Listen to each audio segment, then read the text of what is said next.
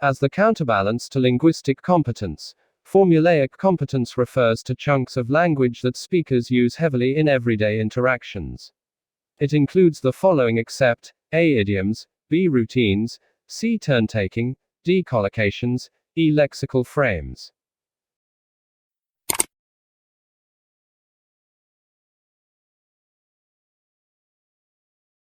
Dari pilihan jawaban A idioms, B. Routines, D. Collocations, dan E. Lexical frames semuanya adalah komponen yang dibutuhkan dalam kompetensi berkomunikasi, sedangkan C. Turn-taking adalah suatu urutan antara merespon dan berujar atau menginisiasi percakapan. Jadi, jawaban yang tepat adalah C. Di dalam soal juga ditemukan kata counterbalance yang berarti bahwa linguistics dan formulaic competence saling mengimbangi. Sedangkan formulaic competence adalah serangkaian kata atau frasa yang harus diingat sebagai suatu rangkaian ekspresi sehingga mempunyai kaitan erat dengan kompetensi berkomunikasi. Kata kunci lain adalah except kecuali.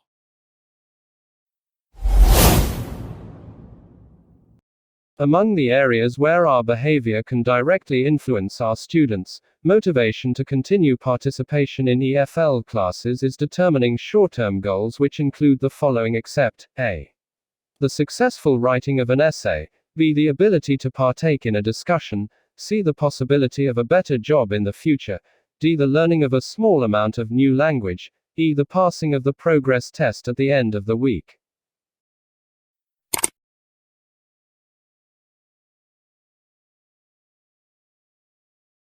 Carilah kata kunci dari soal yaitu which influence students' motivation to participate in class dengan menentukan short-term goals dan except kecuali. Mencari jawaban yang paling sesuai dengan istilah short-term goals yaitu tujuan jangka pendek dalam pembelajaran. Dari pilihan jawaban, kata kunci except harus diingat. Pernyataan pada pilihan jawaban C, the possibility of a better job in the future. Frasa in the future bisa diartikan sebagai target atau tujuan jangka panjang, sedangkan di soal ada kata kunci short-term goals. Pilihan jawaban yang lain selain kunci jawaban C dikategorikan dalam short-term goals.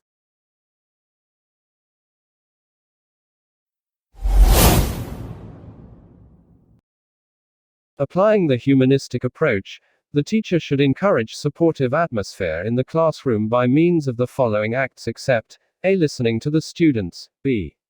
Encouraging them to share their feelings, C. Accepting their comments without judgment, D. Fixing the aims for the course or for one lesson, E. Obliging students to do what they plan to do that day.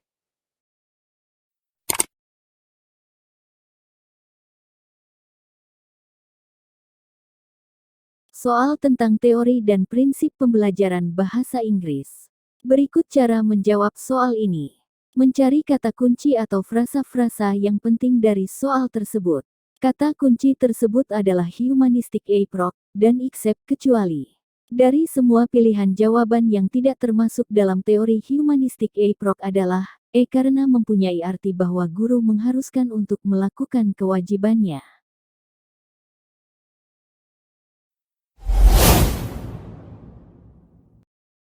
When putting syllabuses together, an EFL curriculum designer has to consider each item for inclusion in the syllabuses on the basis of the following criteria except A. Learnability, B. Usefulness, C. Frequency, D. Coverage, E. Grading.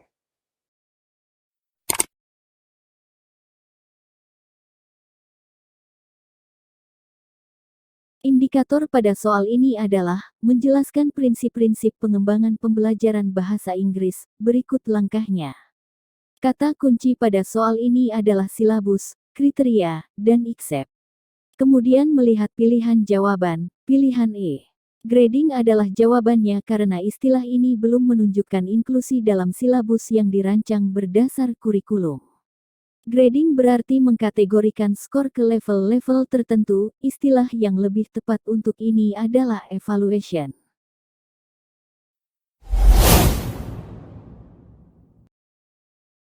The presentation development step of a lesson plan should involve activities on the part of the students.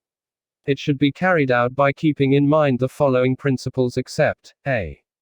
Principle of selection, B. Principle of division, C. Principle of absorption, D. Principle of categorization, E. Principle of successive sequence.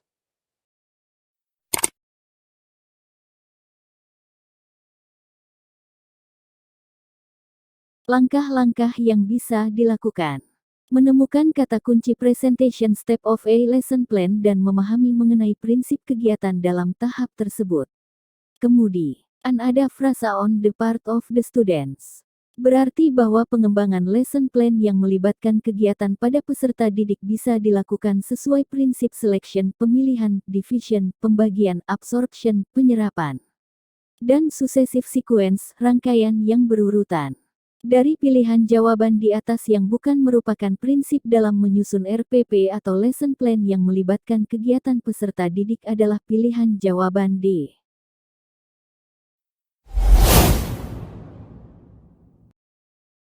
When assigning the learners in the closure section of the lesson plan, remember that students need to be able to perform their skills on their own.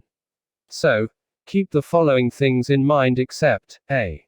Make a clear connection between the lesson and the homework. B. Make sure to assign the homework directly after the lesson. C. Clearly explain the assignment to be given to the learners. D. Ask the model students to share their tasks to their classmates. E. Make sure to check for students understating before sending them off.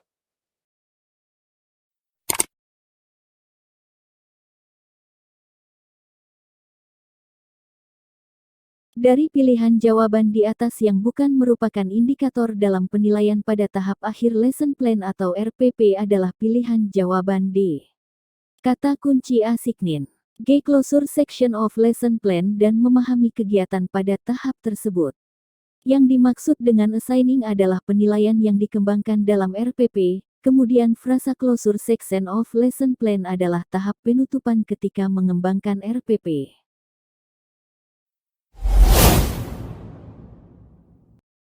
Free practice designed for an effective lesson plan integrates the focus structure, vocabulary, functional language into students' overall language use. It often encourages students to use the target language structures in the following except A. Games and puzzles, B. Small group discussions, C. Quizzes and formative tests, D. Written work, paragraphs and essays, E. Longer listening comprehension practice.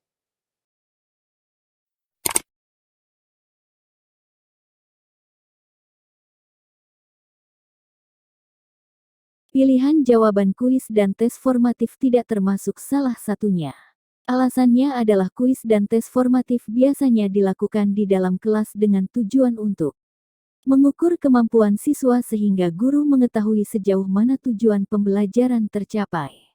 Kata kunci, yaitu instrumen penilaian berbasis latihan yang digunakan untuk mengukur kemampuan siswa yang berfokus pada structure, vocab, functional language meliputi games and puzzles, small group discussions, write and walk, paragraph and essays, dan longer listening comprehension practice.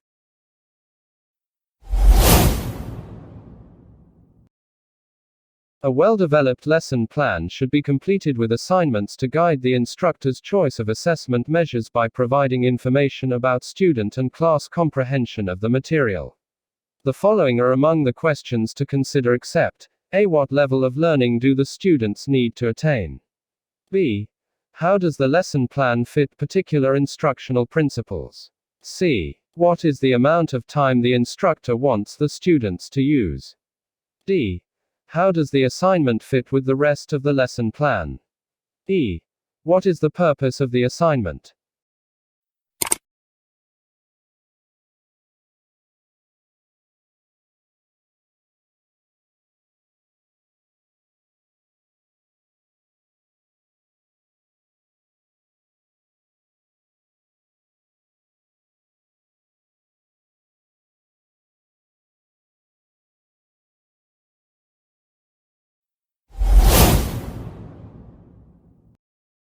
The closure step of a lesson plan is a chance to determine whether the students need additional practice or to go over the lesson again.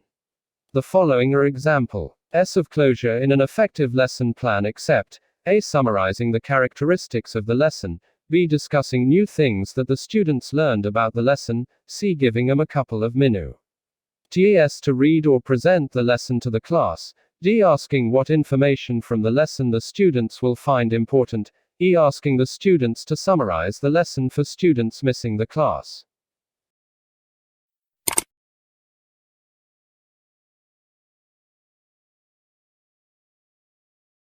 Untuk mencari jawaban yang paling benar, kata kunci dari soal indikator 4.2 adalah the closure step of lesson plan dan accept. Maka pilihan C adalah yang benar karena pada kegiatan penutupan di langkah pembelajaran tidak tepat jika siswa diminta untuk membaca dan menyajikan.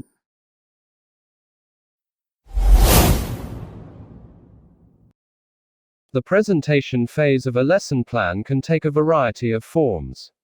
The following are suggestions on how to present new materials to class: accept, A. Teacher-centered explanation, B. Student presentation, C. Reading selection, D. Listening selection, E. Guided exercises.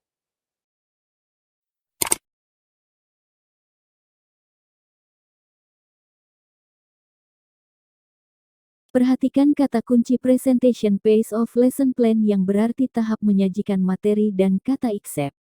Pilihan jawaban E bukan termasuk dalam kegiatan presentation of lesson plan atau menyajikan di dalam langkah pembelajaran. Sedangkan yang lain, seperti penjelasan berpusat pada guru, presentasi siswa, pemilihan bacaan bisa dikategorikan dalam tahap menyajikan materi dalam langkah pembelajaran.